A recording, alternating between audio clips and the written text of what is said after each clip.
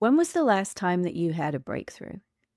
Do you know what I mean? I'm talking about a moment where you went from one way of being to something entirely different. Everything was shaken up. It looked completely different. You went from one reality to another. You stopped doing something. You started doing something. You moved to a different country. You changed a relationship in your life. You went after a different career. These are breakthrough moments that happen in our lives. And traditionally, when they happen, it's almost like childbirth. We go through a lot of pain on the journey to the next chapter of our lives.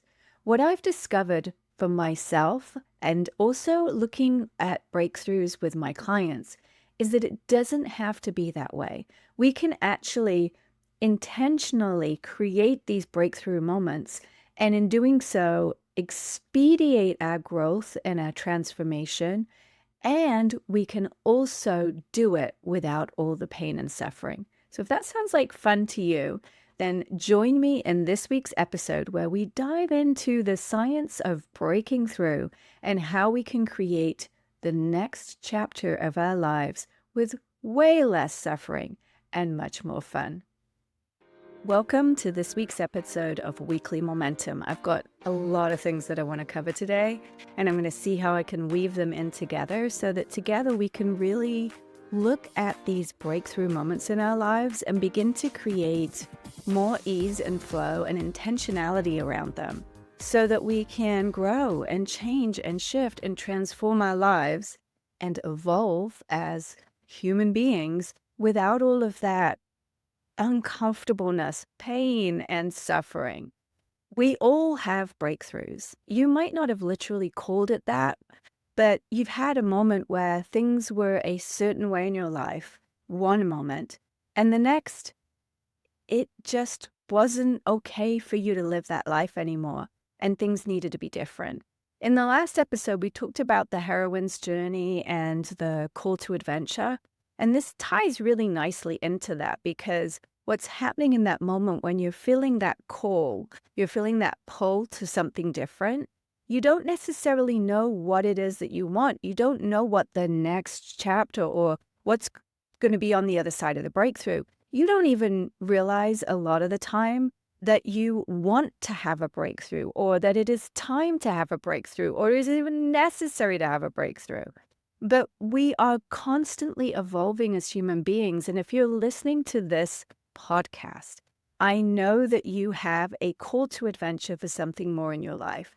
You maybe have a stirring that you want to be living more on purpose or looking for your purpose. There may be that you're looking for that big idea that you want to get out into the world. Maybe you want to write a book. You want to share your story. Maybe you want to share your brilliance, your expertise. You want to speak. You want to create online courses. But there's a stirring within you that you want more. And in this episode, I really want to get down to the nitty-gritty of what it is to break through.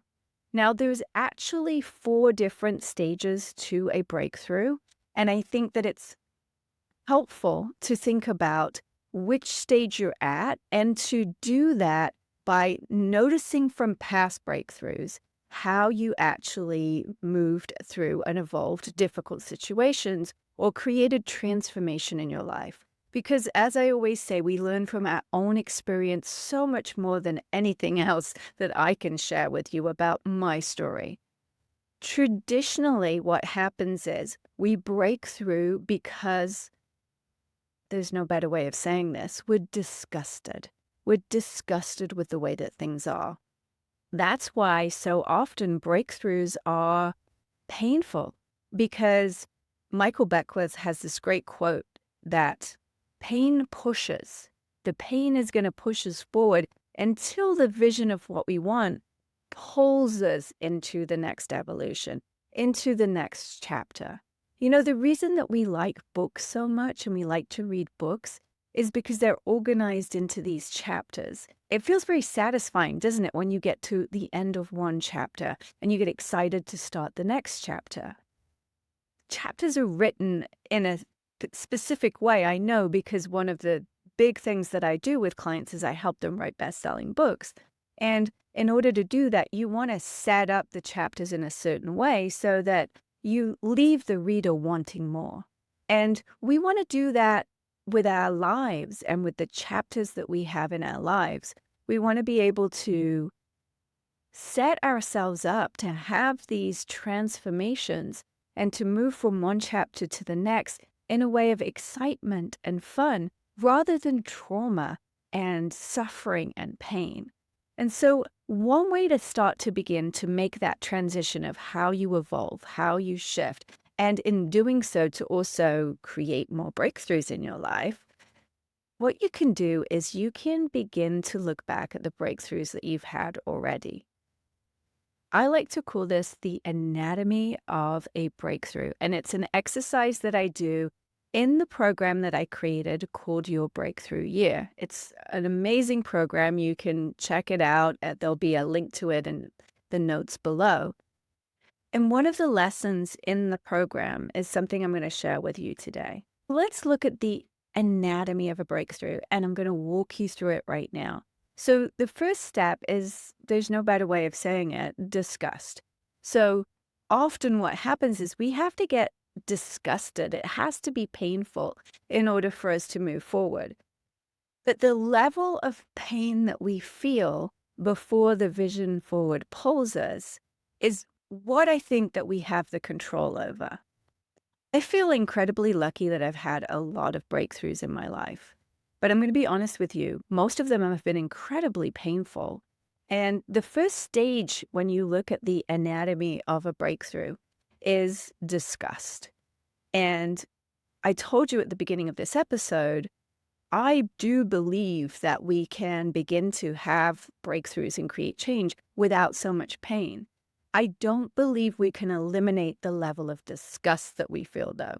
So I know it feels like semantics a little bit here, but what I want you to get out of this episode is that we need to be dissatisfied, and we can call that disgusted with where we are in order to want to create some change. Because otherwise, we're not motivated enough to go do something different. Because let's be honest, creating upheaval in our lives, creating change is uncomfortable. It takes time. It takes getting used to. It may take valuable resources. It may very well also mean giving up or letting go of some things in our lives that we enjoy. And so we're not going to do that unless that pain is pushing us enough for us to want to create the change. So I do believe that we have to have a level of pain, or as I like to call it, disgust, but we can fine-tune our senses so that we start to notice when there's a little bit of discomfort quicker so that we don't have to feel so much pain before we create change. Now, when I look back over my life and I look at the breakthroughs that I've had breakthroughs like when I quit drinking. That took decades, decades, long, painful transformation and evolution from one chapter of my life, one way of being to another. And there's been, just like I talked about in the last episode, there was a lot of back and forth. There was a lot of, I'm quitting drinking. No, I'm not quitting drinking, right? A back and forth, a battle within myself and without myself. And a lot of hitting bottom, what I thought was bottom, and then hitting bottom again and further bottom, right? So I've experienced that way of transformation so many times. And I think that's why I'm so fascinated by the idea of breaking through and not needing to feel so much pain. I think that we can learn most from our own experience around breakthroughs. And if you truly want to create change, then one of the key things that you can do is look back and look at what created change in the past. And we can break it down using 4 different elements. I like to call it the anatomy of a breakthrough.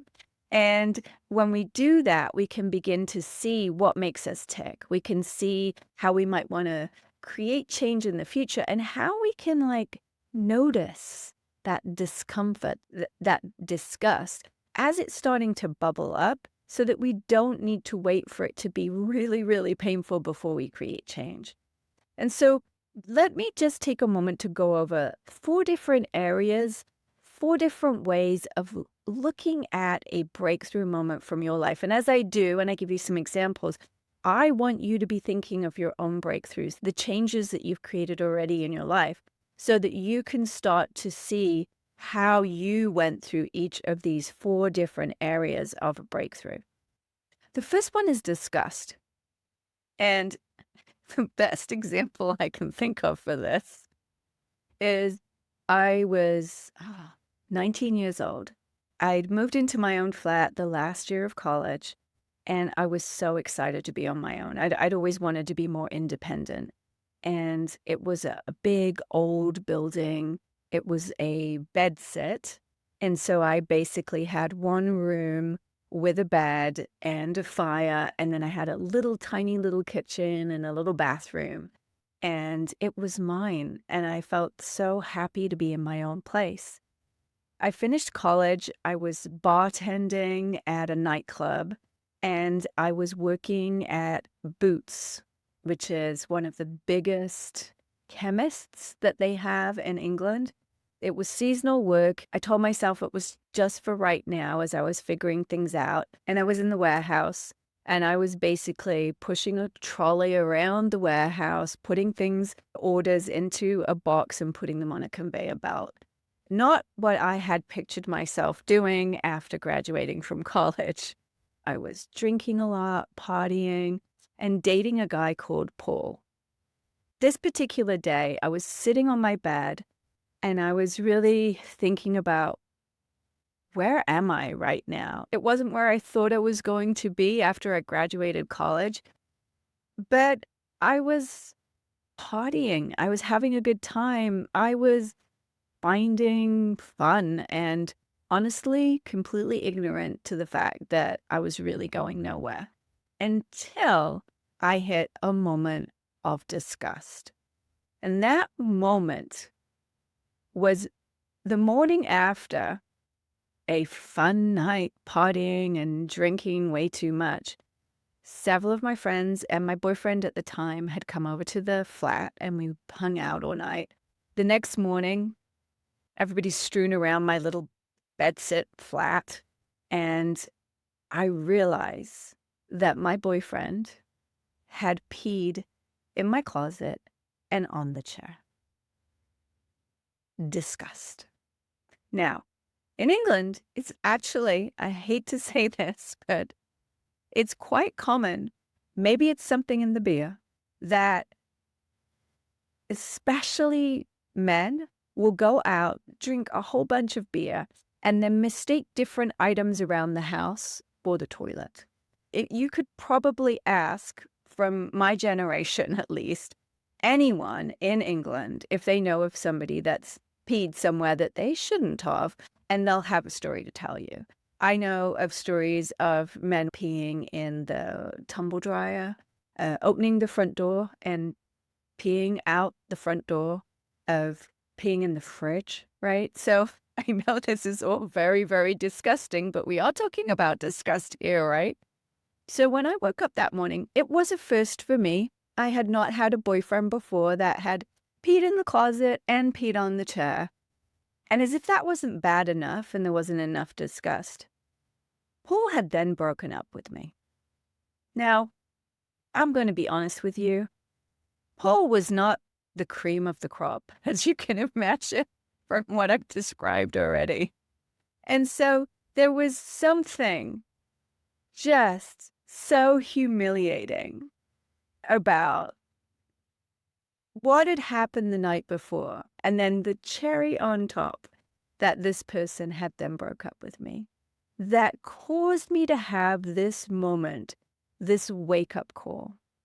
What am I doing? And I think it was just the utter disgust of that moment that made me realize, what am I doing here? I'm working in a warehouse, bartending. What's the plan here? Where am I heading? Yeah, maybe I'm having fun, I'm going out, I'm drinking, but where am I really going? And if you'd have asked me that the day before, I would have said, I'm having fun. Everything's good. I needed to have that moment of disgust, which then woke me up and made me realize I don't want this anymore. And what happened next after I'd been woken up and I'd had the moment where I really wasn't happy anymore with where I was, a choice seemed to come to me that didn't exist before. And I think this is common. After you've had a moment of disgust, you realize you've got a choice about something that maybe you didn't even think you had a choice about before. To start with, the choice was, do I want to continue the way things are right now? Now, after we've had a moment like that, where we've really gotten to a place of disgust, maybe yours wasn't quite as nasty as mine, but really think about it. Whenever you had these moments of disgust, what happens next is usually you also almost at the same moment realize that you have a choice. Because part of the disgust is, why am I doing this? And what what choice do I want? Like what else do I want to be different? And we realize that we have a choice about things. And so in that moment I realized I don't want this anymore. So what are my other choices? And I began very quickly to realize that not only did I not want to continue working at the warehouse, bartending, going out every night, drinking, I also realized maybe I didn't even want to continue being in the country that I was in. I had choices. I had my dad living in America at the time. So suddenly in that moment, I went from disgust to a decision that I was going to move to America. And so that's the second part of a breakthrough, is making a decision. So after the disgust, the next thing that happens is you realize that there's a decision that you need to make, that you're going to have to choose differently, right? It might be that you realize you really want to let go of something, you really want to create something different. You don't exactly know what that's going to be, but you now in a place, you've moved from disgust, and you're now in a place where you realize that you want to make a decision, that you want to choose something different than where you're at right now. So you're in a place of decision making. And that might go on for quite a while, or it might happen pretty quickly. For me, in this scenario, I realized that I did not want to be in the same situation that I was in. I didn't want to be working at the same place anymore, and I wanted things to be different. And the next thing that is cooking underneath this decision-making process is your desire. Desire is such an amazing thing because I like to call it your hunger. If you're hungry for something, it's also like knowing what you want, really having that unstoppableness that I've talked about in other episodes. When you have that hunger, that desire for something, it's like rocket fuel. So what happens in these moments of breaking through too is that you realize that you want to make a decision, that you want to choose something different, and then desire starts bubbling up, right? Emotion, and that's going to fuel you. That's going to allow you to make this breakthrough moment, to move from one chapter, from one way of being to something completely different. Without the desire for it, there will be no breakthrough. There will be no change. Now, it's a lot easier to look at that desire, that emotion in retrospect, rather than in the moment it's happening. But the more that you do start to notice the emotions that are fueling what you're doing in day-to-day life, as well as in those breakthroughs that you've had in the past, you will be able to start to pinpoint those emotions as they're happening in the breakthroughs as well. But it's hard to do until you've kind of done the anatomy of some of the breakthroughs that you've had in the past first. So one of the things that you might do is, as you're looking back over a breakthrough like the one that I'm sharing with you, you might start to notice, what were you feeling before? What was the disgust like? What did that feel like? What were the emotions behind the disgust, the old way of being? And what was it that you wanted to feel instead? To really pinpointing the emotions, because then we can turn them on a little bit more. We can notice when the pain is pushing us, and we can identify when we're feeling those moments that we want to have more of, and that can help pull us forward without all that pain, right? I love looking at how different I am after I've had a breakthrough. So if I look at, for example, the what we're talking about here, me moving to the United States, before that, I felt frustrated, I felt stuck, I felt disgusted with myself, I felt clueless, lost. And how I felt when I moved to America after I made that decision, I felt confident, I felt aligned, I felt connected, and I felt more present in my life. So you can see it was two very different ways of being, of feeling, the before and the after of the breakthrough. And when I look back and see that from other breakthroughs, again and again, I see that even though I might be comfortable where I am, when I do break through, it is so much better on the other side. And so reminding yourself from past breakthroughs of that desire, of the emotions that you felt before and after the breakthrough is really, really helpful. And the anatomy of a breakthrough, it's 5 different columns. The first column is a list of your breakthroughs. The next column is disgust. The next column is the decision. The next column is the before and after desire. And the final column is called determination, but you could equally call this column, look how awesome I am. Because I think when we look at the breakthroughs that we've had and we look at what it took, the determination to do what, to change what, to figure out what, when we look at the determination of how we've navigated that, how can we not be in awe of ourselves? If I look at the determination column of the breakthrough of moving to the US, in that determination column is figuring out an entirely different culture. We may speak the same language, but it is not the same culture. And so figuring that out, navigating that, getting a job, finding a place to live, finding new friends, new relationships, figuring out who I am in this new country took a lot of determination. And I can look back at that now and go, wow, that was pretty awesome at 19 years old that you did that. And so as you look at the breakthroughs that you've had in the past, I want you to look and see there was disgust, there was decision, there was desire, and there was determination. And when you start to do that and you start to notice how awesome you are and how you've broken through in the past, you can then begin to understand how you can create a winning environment to create more breakthroughs in the future. It's pretty amazing how good we can be at ignoring things. We put up with a lot of things, and that's why disgust kind of simmers there for a long time before we might notice it, and it might get painful enough for us to move into a breakthrough. But now that you realize that disgust is the catalyst for your breakthrough, maybe you could start to notice things you're putting up with, things you're tolerating, that maybe are getting in the way of you actually having a massive breakthrough in your life.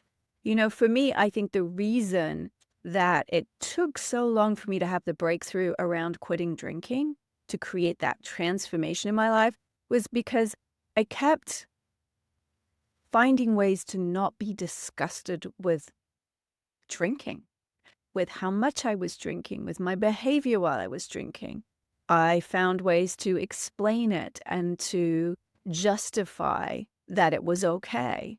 And I think that we can do this about a lot of things. We can start to really justify the way things are, put up with things, say it's just right now, and end up spending decades really simmering in disgust until it gets bad enough that it's like the boyfriend that peed in the closet and broke up with you.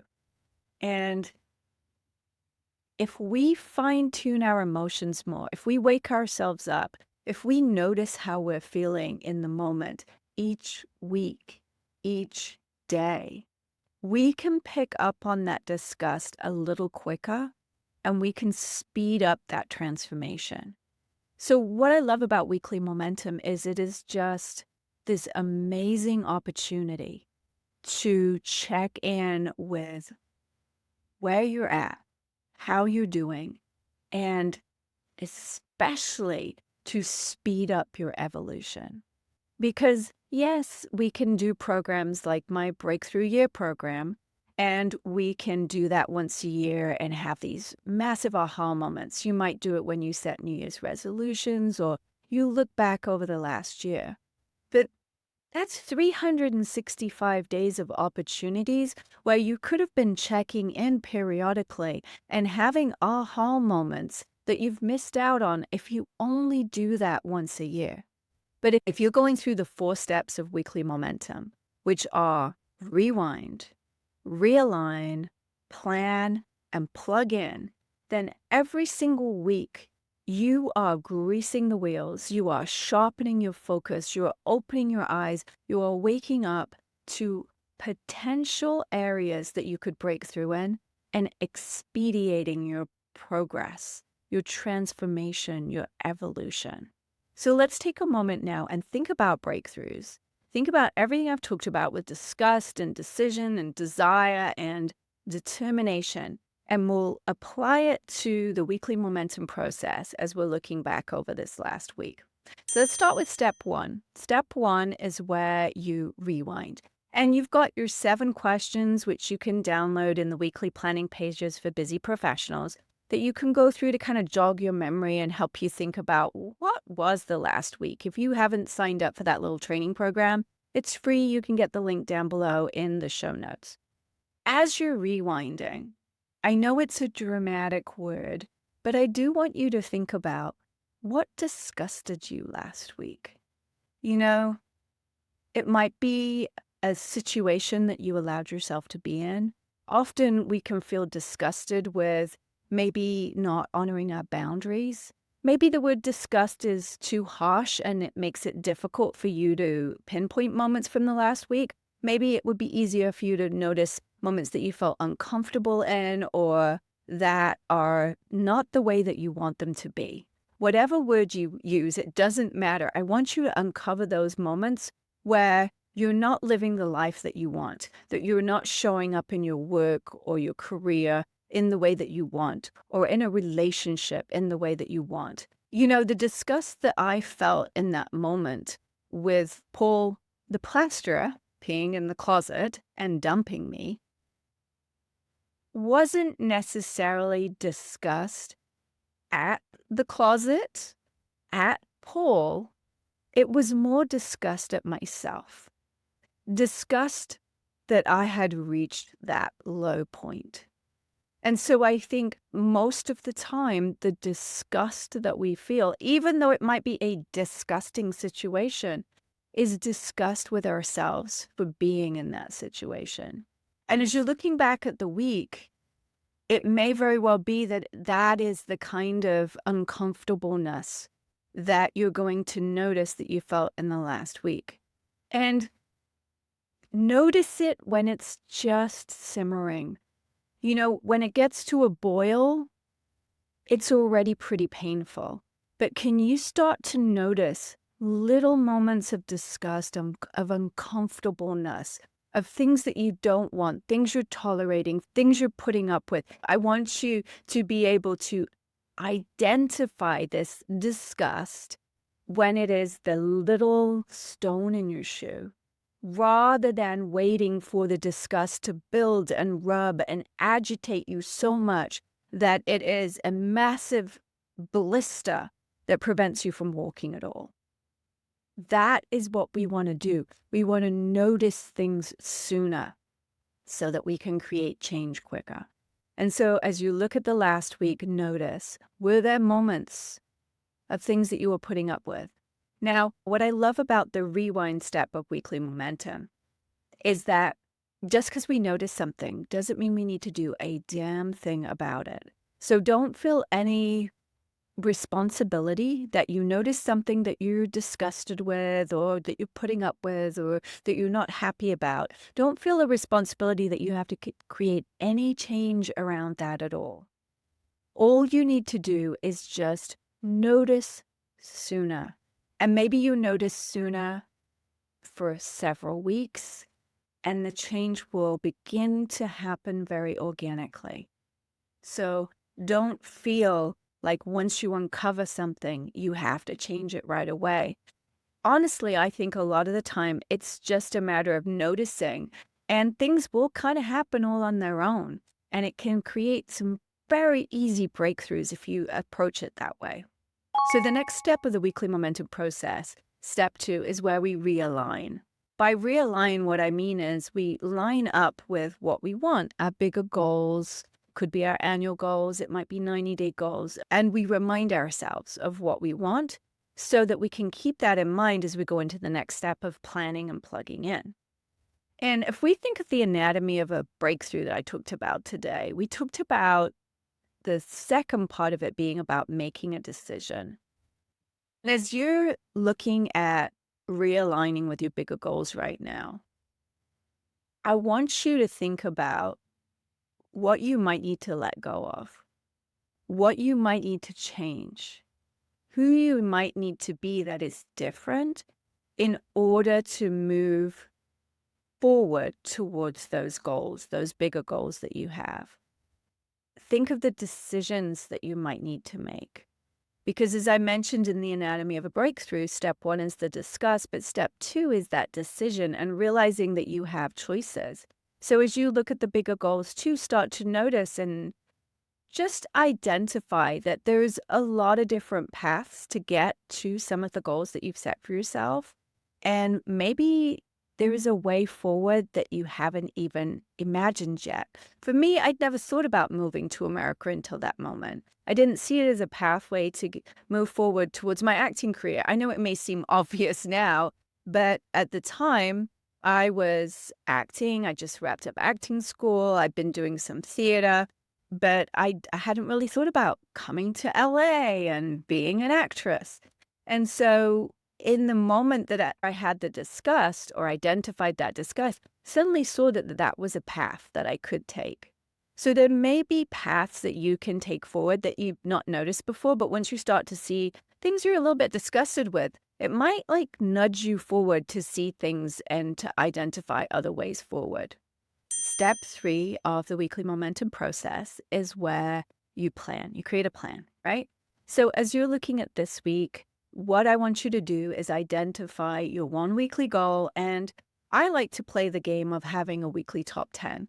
The reason I do this is it allows me to not have this never-ending to-do list for the week and to condense things down and prioritize a little bit more. So I encourage you to play the same game and to begin to come up with, okay, now I've looked at the bigger picture of what I want. I've looked at kind of what I'm disgusted with or what I'm putting up with, what I don't want anymore. And now begin to narrow all of that great information down in step 3. And remember, you can literally create things, take action. But other things that could be on your weekly top 10 could be that you want to figure out certain things. That can be a to-do as well. So know that not everything is about action. A big part of moving forward and making progress is the figuring out stage. And that might be one of the items on your weekly top 10 as well. Finally, the weekly momentum process ends with plugging in. So you've got this plan of what you want narrowed down for the week based on a weekly goal and your weekly top 10. You've looked at kind of what you've been putting up with and what you don't want anymore. You've realized you've got maybe some different choices and decisions that you could make. And you've created this plan for the week. So now, how can you plug that all into the time that you have this week? Because if we don't make time for things, it's not going to happen. And so the final step of the weekly momentum process is where you plug it all in. You put all of this into the calendar for the week. For me, plugging in just isn't just about time blocking. That is a part of it. I do think it's important to literally block off time to do the things that are important that you've identified when you created the plan. But even more, what I get out of the plug-in step of the weekly momentum process is pre-paving. Because when I start to look at the week and I imagine what I'm going to do when, I emotionally feel into the week. I step through it. And when I step through the week, then what I'm doing is I'm clearing the path so that when I do really step through these things and move through the week, it's a lot easier because I've felt my way forward already. I know it sounds a little weird, but it's almost like you're creating a landing strip. You're smoothing out the bumps. You're going through the week like a mental rehearsal first as you're plugging in so that when you really step through the week, it's a lot easier. So plug into your week. Take the time to do that mental rehearsal of how you're going to go through. And as you do, you might realize that you want to change things around. You want to change what's on your plan for the week, on your weekly top 10. And that's totally fine. This is a great time to do that as well. All right, so I've taken you through all 4 steps of the weekly momentum process. We've got rewind, realign, plan, and plug in. And we've brought this idea of the anatomy of a breakthrough to your rewind this week so that maybe you're going to notice as you're stepping through this coming week that there are more choice points available than you really had seen before. Maybe you're going to notice different paths forward that you hadn't even imagined. Maybe things are going to irritate you and rub you the wrong way more. I want you to see that as a gift. Because as you start to feel a little sooner that disgust, that little stone in your shoe this week, it's a gift. It's an opportunity for you to create change quicker and speed up your breakthroughs, finding the new chapter, the new evolution, the new transformation, even smoother, even more fun and easy, rather than it needing to be full of pain and suffering. And go ahead and do that exercise that I took you through at the beginning.